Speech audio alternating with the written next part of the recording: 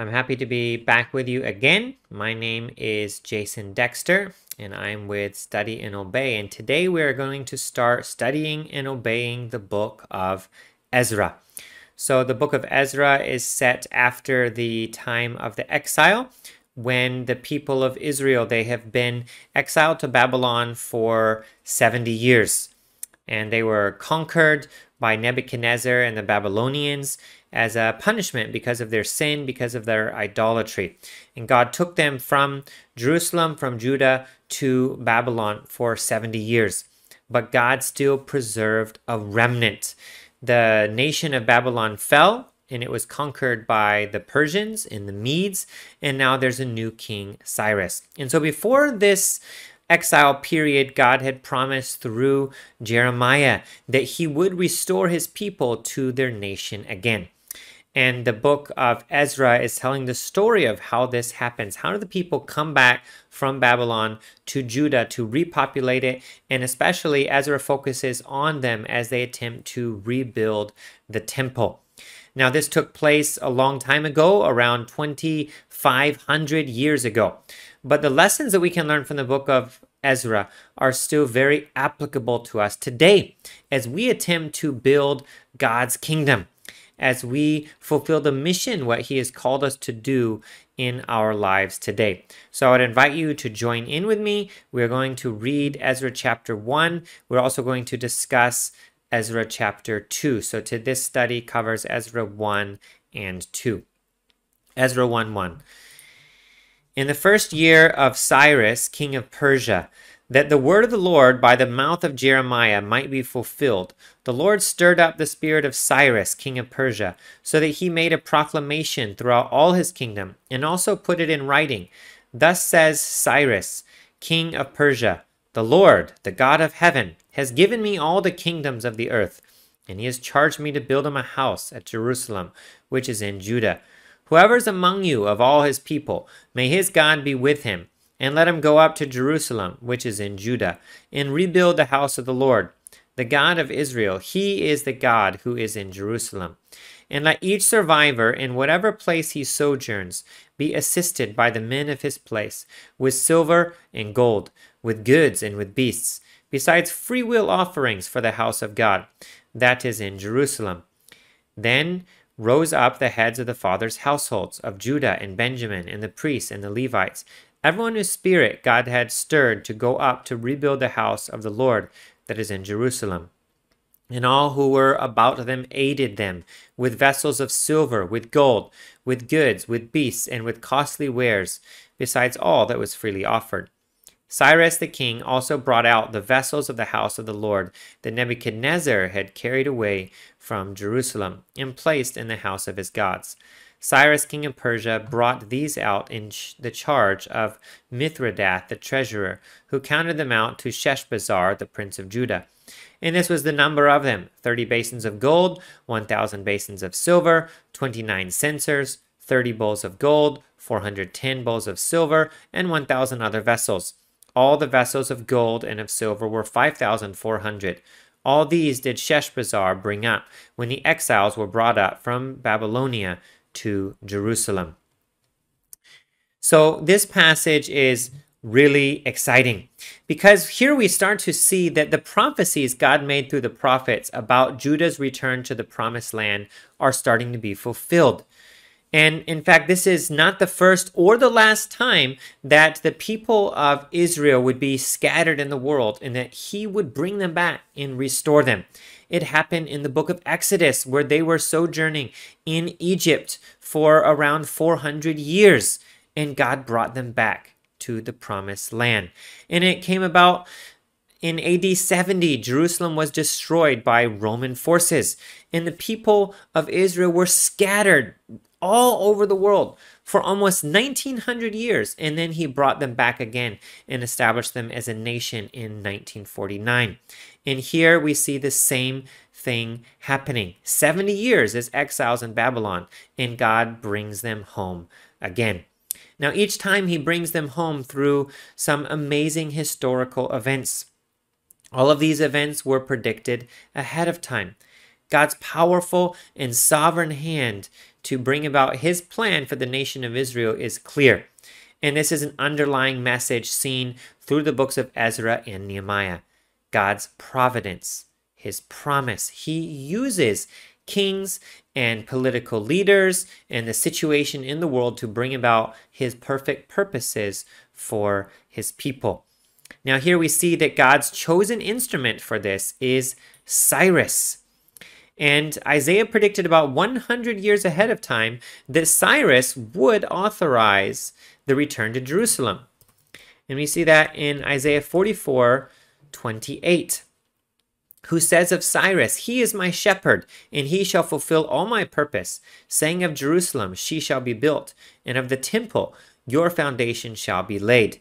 This is one of the most amazing prophecies in the Bible, mentioning Cyrus by name as the one whom God would use to bring about his plan to restore Israel. Now, Daniel, in Daniel 6, we see that Daniel had a high position within the Persian kingdom. And he served with a king who is identified as Darius. Now, most Bible scholars believe that the term Darius is a title something like Pharaoh, and that King Daniel served, the king Daniel served was King Darius. And we can see Daniel 6:28, which says, "So this Daniel prospered during the reign of Darius and the reign of Cyrus the Persian," or it could be translated, "He prospered during the reign of Darius, even Cyrus the Persian." So the Jewish historian Josephus wrote that Daniel was Cyrus's prime minister, and that Daniel shared with Cyrus the prophecies that Isaiah made regarding his involvement in Judah's return. According to Josephus, Daniel's shining testimony is what prompted Cyrus to make this decision. So we don't know the fact of all of this, but we do know Daniel served at that time in the Persian Empire, and he had a very high position in the government. And it appears that God used Daniel's influence also to work in Cyrus's heart, to bring him to the point where he was ready to make this declaration. God works in the lives of those who live righteously before him without compromising, and he uses them. So here we can see quite a bit about Cyrus. First of all, his attitude contrasts sharply with most powerful kings. The well-known phrase that absolute power absolutely corrupts was generally true in those days. Now, most powerful kings of that day exalted themselves. Many were egotistical, and many were prideful, and many claimed to be divine. But here in verse 2, we see that Cyrus gives all the credit for his kingdom to God. Thus says Cyrus, king of Persia, "The Lord, the God of heaven, has given me all the kingdoms of the earth." And he actually uses the Lord, notice it's all caps here, for Yahweh. That is the Hebrew word Yahweh, which is used here in the original language. That means he's not giving credit just to a god or a Persian god, but to Yahweh. Now, this is an amazing confession. It really shows his humility. Unlike Pharaoh, who resisted God's commands and was forced to comply, Cyrus is a willing and humble tool. Proverbs 21:1 says, "The king's heart is a stream of water in the hand of the Lord. He turns it wherever he will." He turns it wherever he will. This should teach us that, like Daniel, we should pray for our leaders. God will use them to accomplish his purposes. So here we see that God is working through his people like Daniel, and he's working in the hearts of political leaders. Although Cyrus is humble and recognizes God here, he's probably not a real believer, but God is working in his heart to cause him to make laws, to make decrees according to his purposes and for the good of his people. So here we can have an application. Like Cyrus, we should also recognize whatever we have is given to us by God. No matter how rich or successful we are, those riches and those successes come from God. We shouldn't be prideful and say that my musical talent, I don't actually have any, or my language ability, or my speaking ability, or my writing ability, or whatever it is that you're good at, and then take credit for yourself. No, we must give God the glory. And remember to use what we have for Him. We belong to God anyway, so all of our time and everything we own is His. So think about your successes in your life, what you've achieved, maybe in your work, your family, or your community. It's from the Lord. He's the one who gave you the abilities. He's the one who gave you the skills, the opportunities in order to succeed. Now, going forward in Ezra 1, verse 3, he says, "Whoever is among you of all his people, may his God be with him." Now, this will be a continuing theme throughout this book and also Nehemiah. We see that God is with his people. Yes, he disciplined them for 70 years in Babylon, but now the time for discipline is over. That discipline was for the purpose of restoration. In discipline, God's discipline is always for the purpose of restoration, to bring his people back again. This teaches us a very important lesson also about God, is that he is sovereign. The nations and the powers around Judah rose and fell and rose and fell. Kings rose up and were conquered.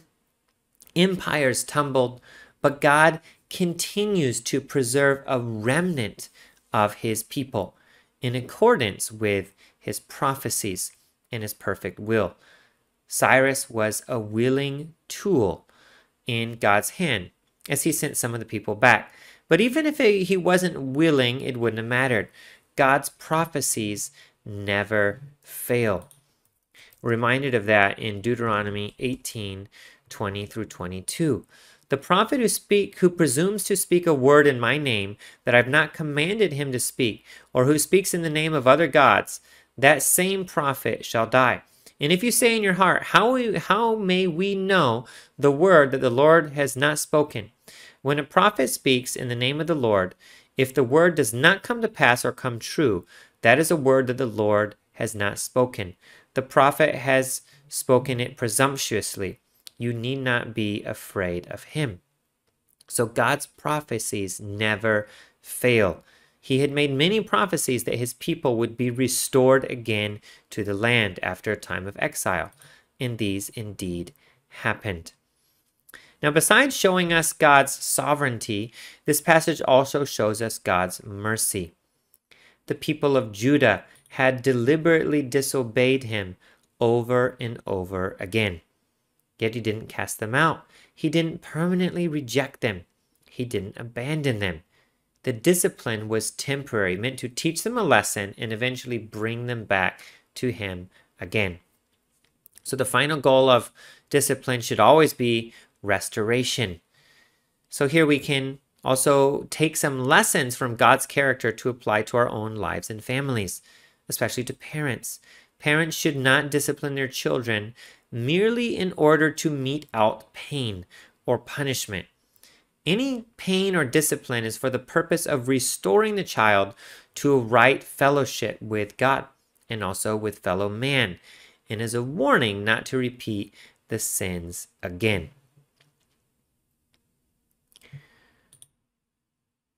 Now, here in verse 4, we see Cyrus not only gives them permission to go back, but then he asks the Israelites who are not going back to help those who were. He says, and he says that let each survivor in whatever place he sojourns be assisted by the men of his place, with silver and gold, with goods and with beasts, besides free will offerings for the house of God that is in Jerusalem. The ones who are not going back are to help those who are. Now, I imagine most of them were happy to do this. They wanted to see the land populated again. For many reasons, they couldn't or wouldn't go, but they wanted to help those who did go. And this reminds us a bit of the Exodus, when the children of Israel left Egypt, their neighbors gave them gold and silver and other valuables before they left the land. So verses 1 through 4 here sets the stage for the rest of the book. The Israelites have been in exile, and they have a leader who looks on them in a favorable way. God has worked in his heart through providence to give them favor in the eyes of Cyrus. So Cyrus issues a decree. You can go back, you can rebuild the city, you can rebuild the temple, and those who are not going back should help you. And then in verses 5 through 10, we can see that God stirs up a group of people to return and then others to help them. Verse 5, then rose up the heads of the fathers' houses of Judah and Benjamin, and the priests and the Levites, everyone whose spirit God had stirred to go up to rebuild the house of the Lord that is in Jerusalem. So many of the families made the decision to go back to Jerusalem, many heads of fathers' houses. When you think about that, you realize that couldn't have been an easy decision. It had been 70 years since the exile began. So many of them were born and raised in the Babylonian Empire, which was home to them in a very real sense. The people they knew were there, their houses were there, their jobs were there, their possessions were there, their careers were there. Staying meant security and comfort. Now, back in Jerusalem, they wouldn't know what to expect. There would be dangers on the way and when they arrived back, and they would have to start their lives over completely from scratch. When they got back to Jerusalem, they would also certainly face a lot of opposition and difficulties. But they decided to go back. Why? It says, everyone whose spirit God had stirred to go up to rebuild the house. And they went. God stirred their hearts. God put this desire in their heart to return, and they responded. They realized that Babylon wasn't really their home. It wasn't the land God had promised to them. Judah was their home because it was the place God had given to them. Now, this is similar to the concept that we have as believers in Jesus. We are aliens in a foreign land. You might have a passport of Canada or the United States or India or the Philippines. Wherever you are from, you know that heaven is your real home. You are an alien here. So apparently aliens do exist. So our citizenship is in heaven. So there's an application here. These people obeyed God's will for them. And we need to obey God also, no matter what the cost. That means we need to be his disciple. Now, oftentimes obedience is difficult. It might mean sacrifice. It might mean giving up comfort and security. It might mean you leave your comfort zone in order to serve him better. Now, there are all kinds of different ways where we can obey God and leave our comfort zones. For example, in church, go up and introduce yourself to a newcomer and welcome them to the church. Maybe you're an introvert. Maybe you say that's difficult to do. Well, it's certainly not as difficult as the people of Israel leaving the exile place, Babylon or other cities, and then traveling for months back to Jerusalem, right? So God will give you the strength to do whatever he's asking you to do. Maybe it means volunteering to serve in a new ministry that's new or difficult for you.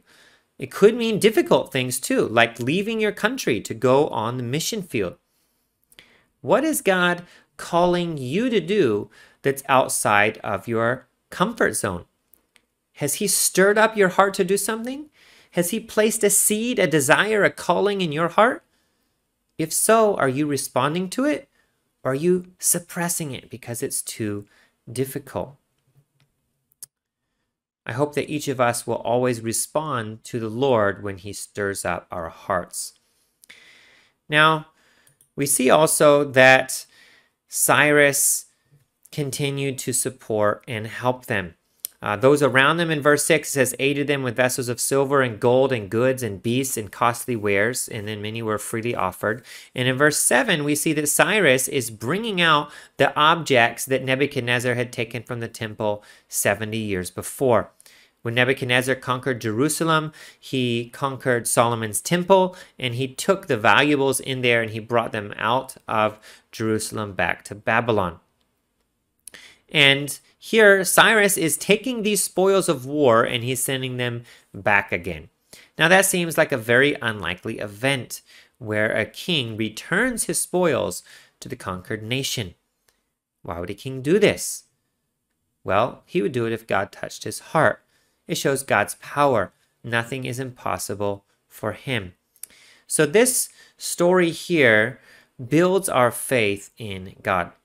God can indeed provide for all of our needs abundantly. He can keep every promise he's ever made to us. Nothing is too difficult for him. What is our job? Our job is to have faith and to follow, to respond to that heart stirring. So this is what we see happening in chapter 1. And if you go through, you will see all of these items were counted out exactly. How many basins of gold, how many basins of silver, how many censers, and all of the items were counted out. And so it was their job to number them and to make sure they got returned to Jerusalem as they should. Now, in this study, we're also going to briefly go over chapter 2. It's a very long chapter, and there are a lot of lists of families inside. So I'm not going to read it all right here out loud, but I would encourage you to read it on your own. But I will draw out a few points from it. Now, the first point is that the people each returned to his own city. And we see that in verse 1. They returned to Jerusalem and Judah, each to his own town. So almost 70 years had passed, but they continued to keep track of family lines and of property ownership. Now, if you go through, you will see many, many numbers. Okay, the sons of Parosh, 2,172. The sons of Shephatiah, 372. And so on it goes through the whole chapter.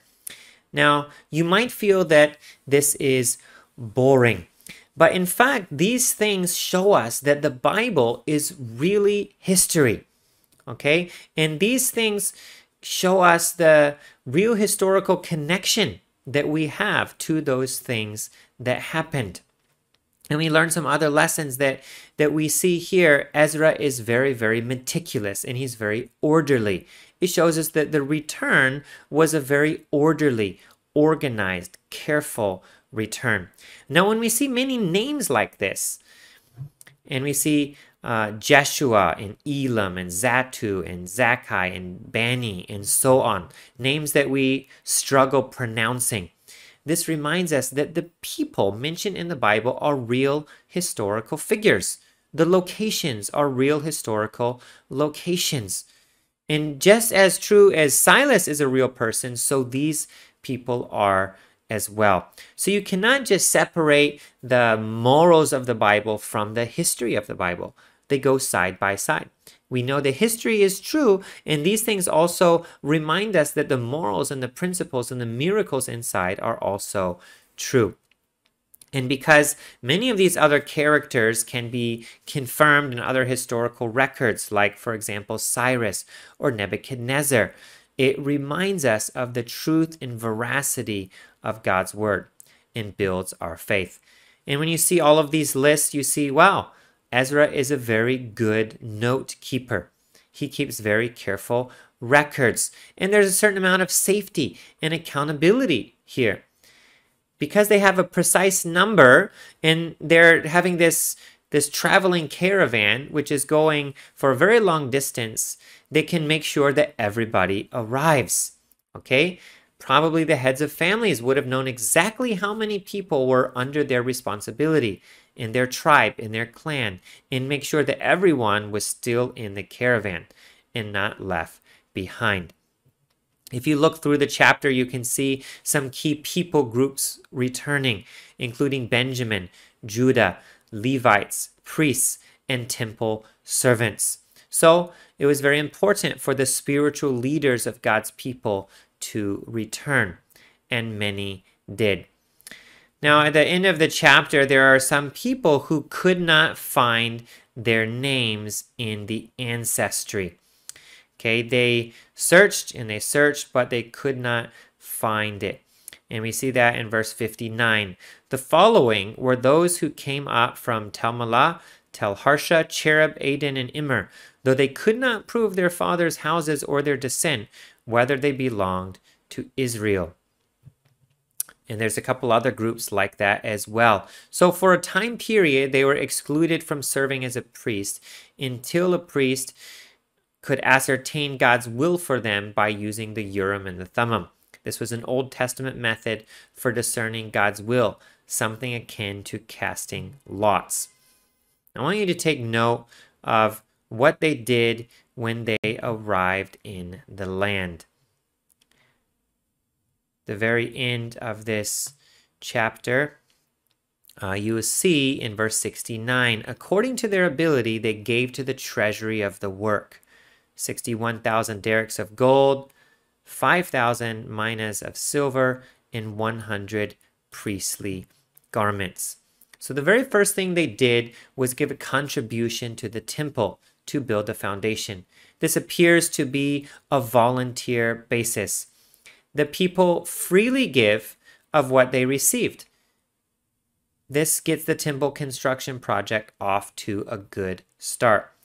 And we are reminded that the things God has given to us and blessed us with, we should also freely offer to Him for His work, for building His kingdom in this world. Again, we want to always take the principles of the Bible and see how to apply to our lives today. What has God blessed you with? What materials and resources has He given you? And how can you then turn those blessings into an investment in His kingdom? Now, the total number of people here in 64 that it says returned was 42,360. And that probably doesn't include some of the servants and some of those who couldn't find their place in the registry, but roughly 42,000. Now, if we contrast that with the likely 2 million people leaving Egypt at the Exodus, because the army was 600,000 men strong, and there would have been women and children as well, we can see Israel had been humbled. Its people had lost their wealth and their prestige. They have no standing or status or power in the world affairs. As we go through this book, we will see that Jerusalem is a rather pitiful place with no walls. It's a broken down city in disrepair, in a rural area of the Persian Empire that seems to have little significance or influence. The few things they have were mostly given to them by charity. And while they return to the land, they only have the right to be there because the empire they now were under gave them permission. So no more is Israel a strong, independent, proud nation. They're servants, dependent on the crumbs which are falling from the master's table. What can we learn from this? God certainly blessed them and showed them His grace to allow them to return. But sin still doesn't come without consequences. Yes, God forgave them. He restored them. But what they were restored to was much less than what they had lost before. Now, in our own lives, when we sin against God, He may discipline us, and there will be consequences. The good news is He's always there, ready to forgive you, to welcome you back again, to hug you as the Father hugged the prodigal son and bring him home again. But it doesn't mean that you can get everything you had before you sinned. So obviously the best choice is never to stray. Never to stray. And so we don't need to experience those consequences. Now, many sins are so serious that even forgiveness by God does not bring about a restoration of one's previous position or relationship. Criminals in prison, for example, they can be forgiven by God, but they still must pay for their crimes. Sometimes a relationship can be destroyed beyond remedy, beyond repair. So God forgives sin, but sin still damages us. So let's remember this from the example of the nation of Israel, and then more specifically, Judah. Sin comes with consequences. God's gracious, he forgives, but those consequences remain. So whatever situation we're in, if we are sinning and wandering from him, let's repent and come back. But if we are not wandering from him, then let's stay with him so we don't experience those consequences ourselves. We hope that you enjoyed this study on Ezra chapter 1 and 2. If you have not yet done so, I'd invite you to subscribe to our channel, and you can then get the rest of the videos on the book of Ezra and other books in the Bible, as I continue to help you to study and obey God's word one passage at a time. Have a great day and see you next time.